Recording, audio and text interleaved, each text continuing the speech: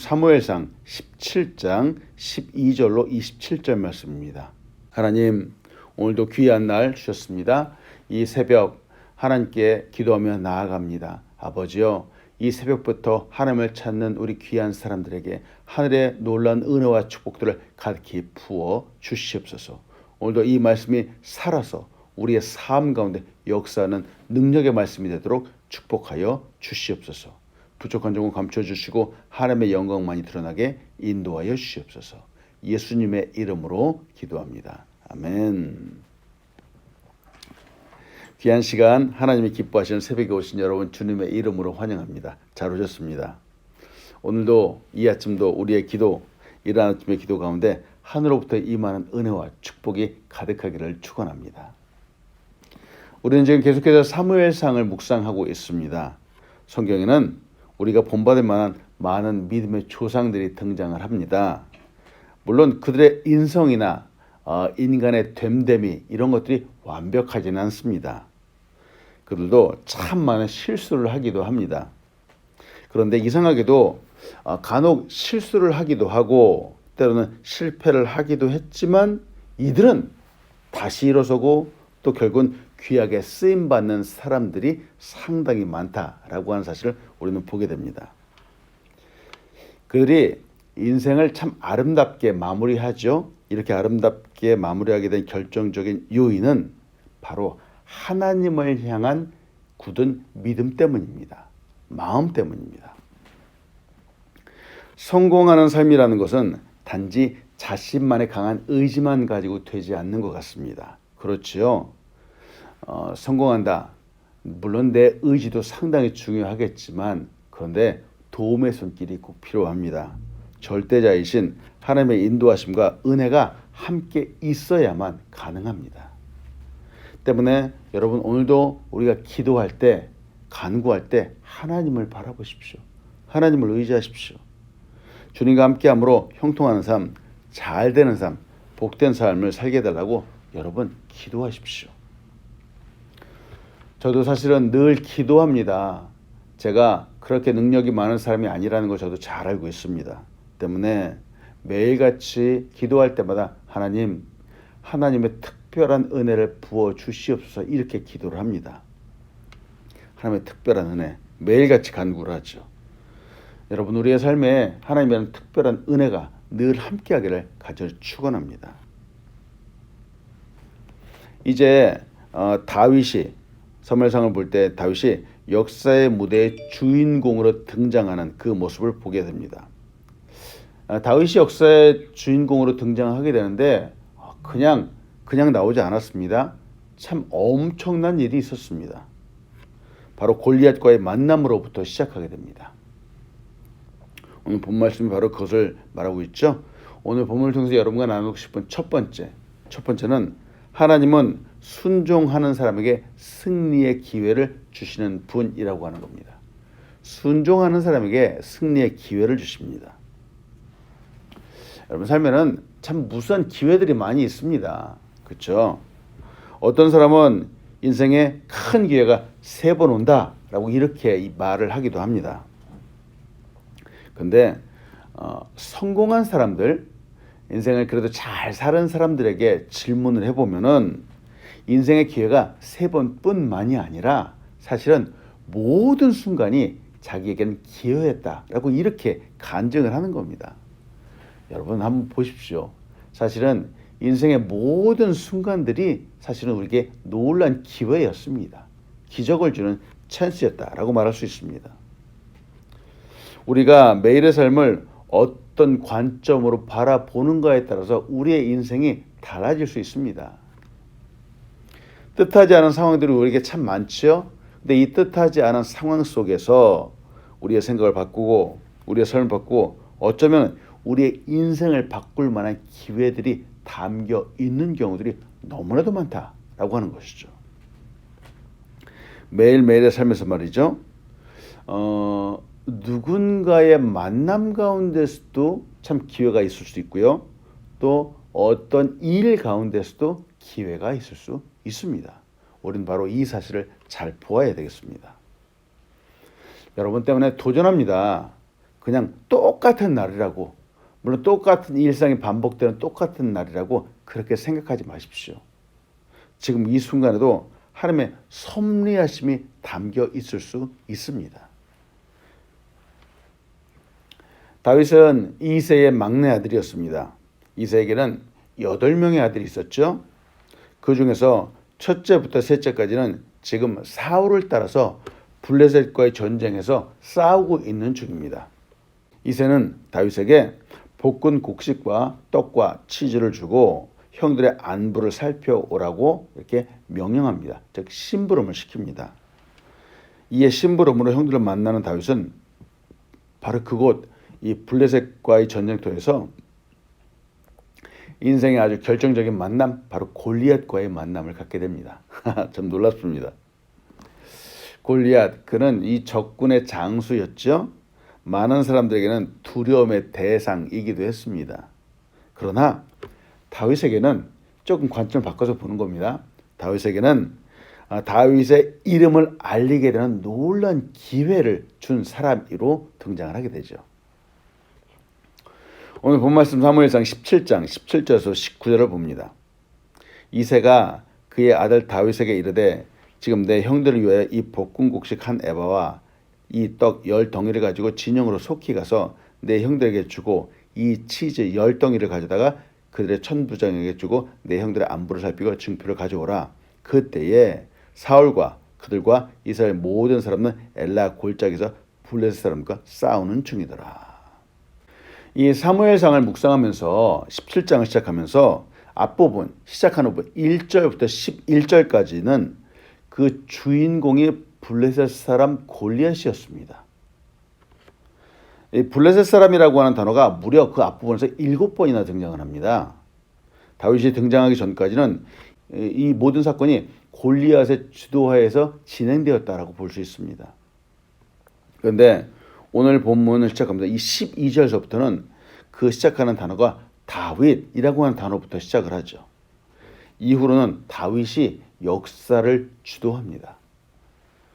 블레셋이 이스라엘을 모독했지만 이제는 다윗이 블레셋을 모욕합니다. 여기서 생각해 보는 것은 다윗은 단지 아버지 이새의 심부름을 따라서 전쟁터에 갔습니다. 근데 이 아버지의 말에 순종하고 있다라고 하는 겁니다.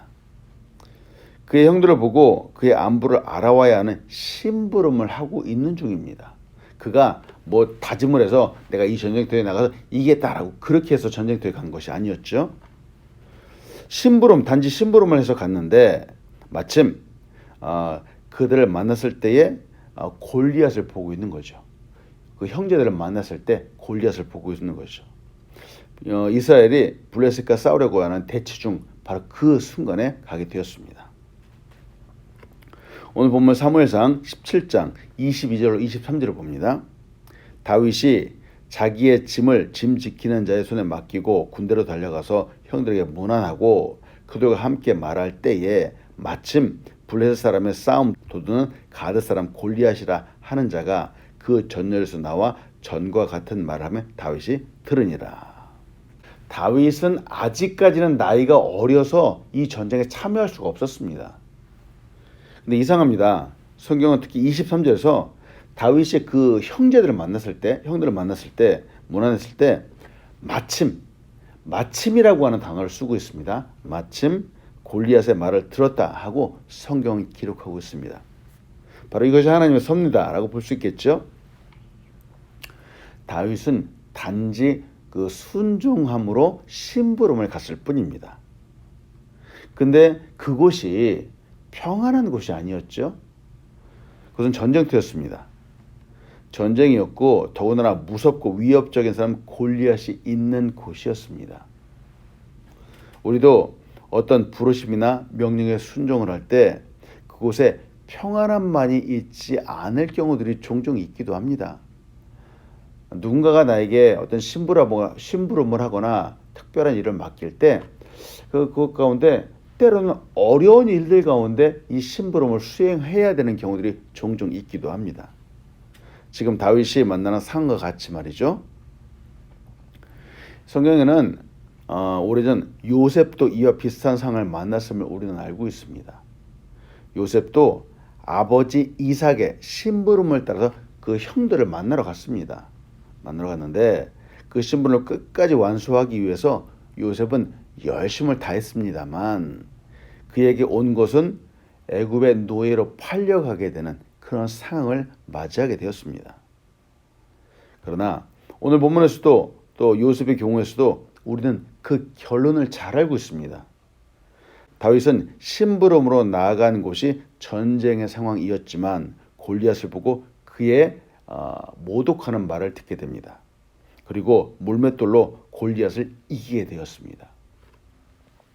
요셉도 심부름 때문에 나아갔지만 그래서 노예로 팔려갔습니다. 그러나 노예로 팔려갔다라고 하는 바로 이 사실 때문에 결국은 애굽의 총리가 되었고 바로 이 요셉 때문에 이스라엘을 국가로 만들게 되는 국가로 큰 민족으로 만들게 되는 놀라운 계기가 시작되었다라고 볼 수 있습니다. 참 놀랍지 않은지요?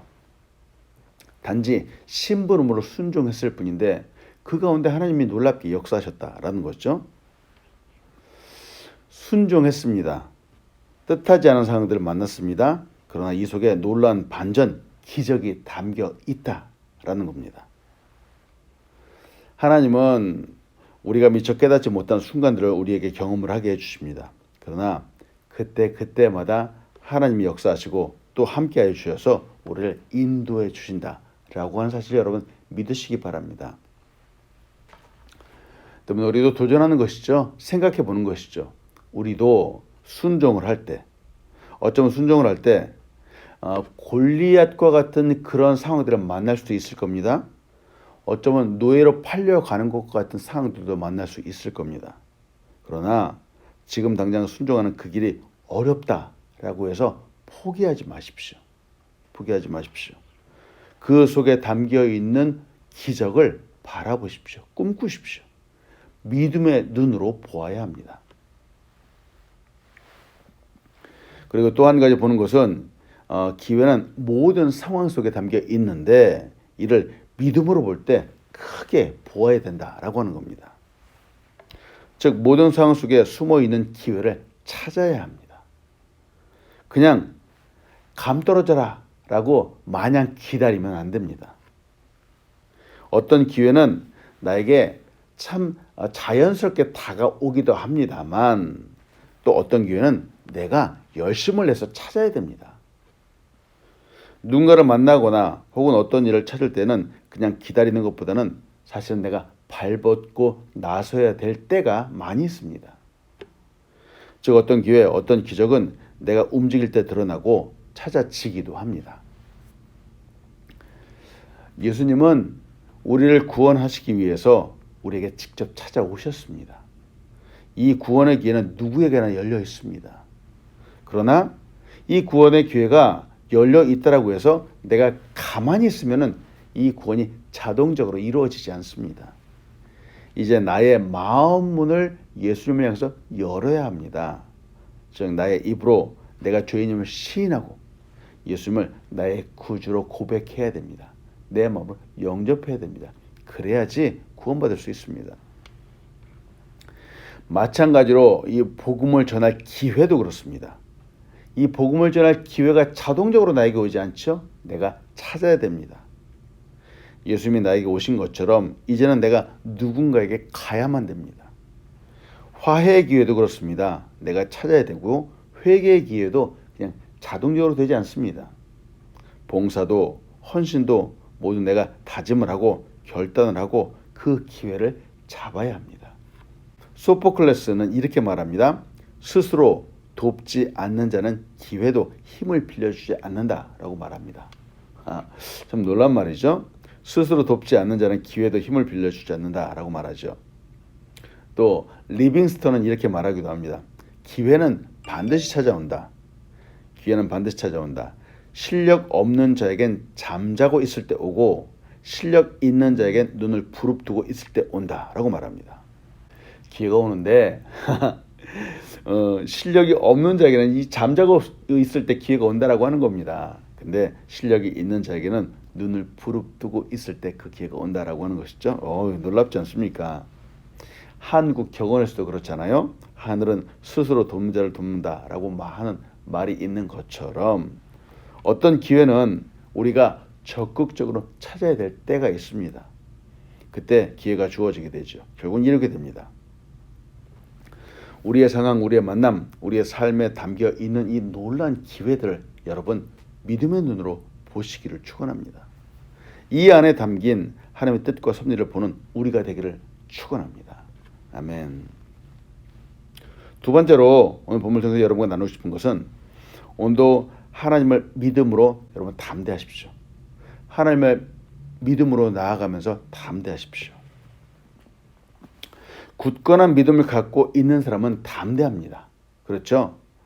왜 담대한가? 굳건한 믿음을 갖고 있다라고 하는 것은 흔들리지 않는 기준을 갖고 있다라고 하는 이야기입니다.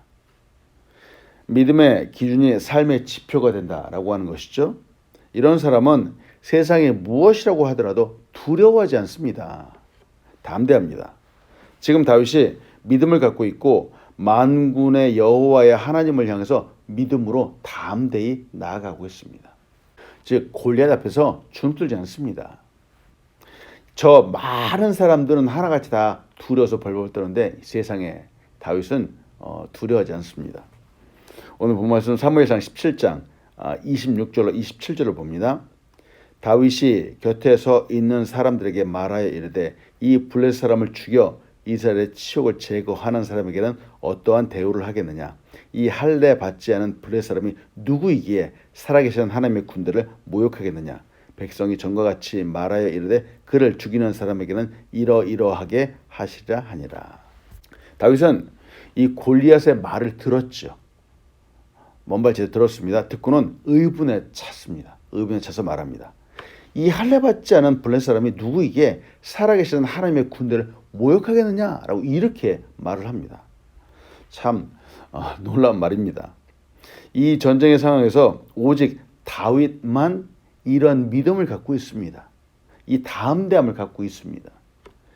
이스라엘 모든 사람들은 골리앗을 보고는 그의 기세에 눌리고 또 두려워서 도망하였습니다. 그런데 다윗은 하나님의 함께 하심을 믿었습니다. 하나님께서 도와주심을 확신했습니다. 지금 이 상황은 단순하게 자신이 갖고 있는 자신감만 가지고 말하는 상황은 아닙니다. 우리도 물론 자신감, 스스로 이제 용기를 낼 수 있습니다. 용기를 내는 것도 한계가 있습니다.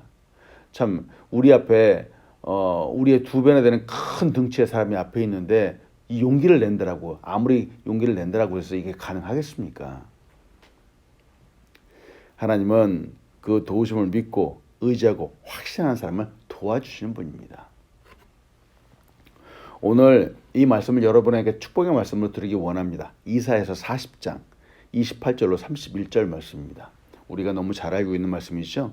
여러분 오늘 하루를 살아갈 때 이 말씀을 꼭 붙잡고 살아가십시오. 이사야서 40장 28절로 31절. 너는 알지 못하였느냐? 듣지 못하였느냐? 영원하신 하나님 여호와 땅끝까지 창조하신 이는 피곤하지 않으시며 곤비하지 않으시며 명철이 한이 없으시며 피곤한 자에게는 능력을 주시며 무능한 자에게는 힘을 더하시나니 소년이라도 피곤하며 곤비하며 장정이라도 넘어지며 쓰러지되 오직 여호와를 앙망하는 자는 새 힘을 얻으리니 독수리가 날개치며 올라가면 같을 것이요 다른 박질하여도 곤비하지 아니하겠고 걸어가도 피곤하지 아니하리로다. 아멘. 여러분 오늘도 우리에게 힘을 주시는 하나님을 의지하십시오. 세상의 사람들은 장정이라도 피곤하여 넘어진다라고 했습니다. 즉 아무리 힘 있는 사람이라도 결국은 피곤하다라는 거죠. 그러나 하나님을 의지하는 사람은 굳게 일어설 수 있습니다. 피곤하지 않을 수 있습니다. 승리할 수 있습니다. 다윗은 당시에 어렸습니다. 그래서 정식으로 군인이 될 수 없었죠. 그럼에도 불구하고 그의 믿음, 그의 의지는 앞에 있는 그 어떤 군인보다도 뛰어났습니다. 놀랍습니다. 왜 이렇게 다윗이 그 의지가 뛰어나고 참 담대함을 가질 수 있었을까요? 함께 하시는 하나님을 확신했기 때문입니다. 하나님을 믿었기 때문입니다. 그래서 그 이 담대함이 바로 하나님께로부터 나왔다라고 하는 것이죠. 바로 이 부분입니다. 여러분, 세상을 이기는 믿음, 이 세상을 이기는 믿음은 나 혼자 갖는 것이 아닙니다. 정신승리 한다 그러잖아요. 이 정신승리로 세상을 이기는 믿음을 가질 수 있는 것이 아닙니다. 하나님을 온전히 신뢰할 때 바로 이와 같은 믿음을 가질 수 있는 겁니다. 나의 믿음, 내가 믿는다라고 하는 이 믿음을 믿는 것이 아니라 바로 하나님을 믿고 의지하는 것입니다. 다시 말씀드립니다. 나의 믿음을 믿는 것이 아니라 하나님을 의지하는 것입니다. 많은 사람들이 자신의 믿음을 믿습니다. 여러분 이해 가시는지요? 사람들은 믿음이 약하고 강하고 이것들을 갖다가 종종 이야기합니다. 그러나 내 믿음이 아니라 하나님을 의지하고 말씀을 믿는 겁니다. 이때 우리는 산을 옮길 만한 믿음을 가질 수 있습니다. 이때 우리는 하나님이 기뻐하시는 믿음을 가질 수 있습니다. 다윗도 자신을 믿은 것이 아니라 만군의 여호와 하나님을 믿었습니다. 오늘도 하나님을 온전히 믿음으로 믿고 승리하는 우리가 되길 간절히 축원합니다. 아멘. 말씀 맞습니다. 하나님은 순종하는 사람에게 기회를 주시고 축복해 주시는 분입니다. 다윗은 나중에 왕이 되었습니다. 왕은 명령을 하는 자리에 위치한 사람이죠. 그러나 오늘 본문에서 다윗은 어렸을 때 왕이 되기 전에 그는 순종하는 순종의 사람의 모습을 보여줍니다. 그가 순종을 먼저 따랐기 때문에 나중에 왕이 되어서 나라를 잘 다스릴 수 있었습니다. 여러분, 때문에 지금 우리가 순종하는 위치에 있다거나 혹은 누군가를 섬겨야 되는 위치에 있다면 여러분 잘 섬기십시오. 결국은 이것은 우리의 자산이 되어서 나중에 사람들을 잘 이끌어갈 때 놀랍게 쓰임받게 될 것입니다. 사무엘상 17장 20절의 말씀 봅니다. 다윗이 아침에 일찍이 일어나서 양을 지키는 자에게 맡기고 이새가 명령한 대로 가지고 가서 진영에 이른즉 마침 군대가 전장에 나서 싸우려고 고함치며 라고 말합니다. 다윗이 아버지의 명령을 순종하느라고 아침에 일찍 일어났습니다. 다윗은 잘 순종할 줄 아는 사람이었습니다. 이렇게 순종할 줄 아는 사람을 하나님은 나중에 한 나라의 왕으로 세우셨습니다. 위대한 사람으로 세우셨습니다. 자, 그런데 우리 앞에서 보았죠? 다윗이 이렇게 순종하여 간 곳은 평온한 곳이 아니었습니다. 전쟁터였습니다. 그런데 다윗은 순종했죠. 다윗의 이런 순종, 위험에도 불구하고 따르는 순종이 있었기 때문에 그는 위대한 지도자가 될 수 있었습니다. 오늘도 우리가 순종할 때 하나님이 보십니다. 하나님께서 놀라운 기회를 부어주십니다. 이 하나님을 여러분 믿으며 나아가십시오. 나를 믿고 나의 힘을 믿는 사람들이 종종 있습니다. 이와 같이 나의 믿음을 믿는 사람들, 글쎄요, 이 믿음이 크다고 자랑하는 사람들이 종종 있기도 합니다. 근데 그것이 아니라 하나님이 보시는 것은 하나님을 믿는 믿음입니다. 하나님을 의지하는 믿음입니다. 이렇게 내 믿음이 아니라 하나님을 믿고 의지하며 나갈 때 우리는 흔들리지 않을 수 있습니다. 오늘도 만군의 여호와를 의지하는 큰 믿음의 사람이 되시길 간절히 축원합니다. 아멘. 제가 기도합니다. 하나님 감사합니다. 오늘도 귀한 말씀으로 이 새벽을 열게 하시며 감사함을 드립니다. 하나님 앞에 순종하며 나가도록 우리 귀한 사람들을 축복하여 주시옵소서. 때때로 하나님께서 우리에게 명하시는 일들 우리가 잘 순종함으로 하나님께 영광 올려드리는 삶을 살아갈 수 있도록 인도하여 주시옵소서. 아울러 우리가 하나님만을 의지하는 굳건한 믿음을 갖기 원합니다. 사람들이 때때로 내가 믿음이 좋네 하고 자기 자신을 믿는 경우들도 있습니다. 그러나 그러지 않고 오직 하나님만을 바라보며 나가도록 하나님 우리 귀한 사람들 축복하여 주시옵소서. 감사합니다. 예수님의 이름으로 기도합니다. 아멘.